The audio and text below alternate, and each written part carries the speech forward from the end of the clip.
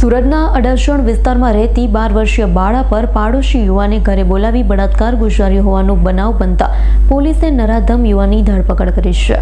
સુરતના અડાજણ વિસ્તારમાં રહેતી 12 વર્ષીય વિદ્યાર્થીની સાથે દુષ્કર્મ આચર્યું છે. વિદ્યાર્થીનીને ફોસલાવી પાડોશી યુવકે ઘરે બોલાવી બળાત્કાર ગુજાર્યો.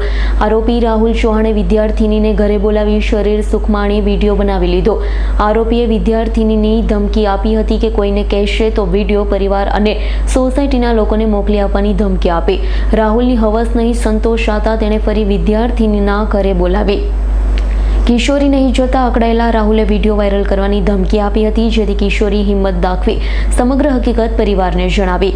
કિશોરીના પરિવાર દ્વારા અડાજણ પોલીસ મથકે જઈ નરાધમ રાહુલ ચૌહાણ વિરુદ્ધ બળાત્કારની ફરિયાદ નોંધાવી. ફરિયાદના આધારે તાત્કાલિક અડાજણ પોલીસે ગુનો નોંધી ગણતરીની કલાકોમાં જ નરાધમ રાહુલ ચૌહાણને ઝડપી પાડી સળિયા પાછળ ધકેલી દીધો.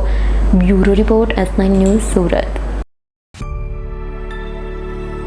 અમારી તમામ માહિતીથી અપડેટ રહેવા માટે જોડાયેલા રહો S9 ન્યૂઝ સાથે.